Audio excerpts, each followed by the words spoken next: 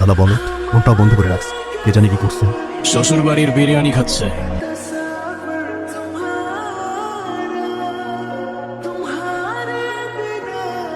কিরে তুই আমার টেরা এসে আমার সামনে বসে পড়লি?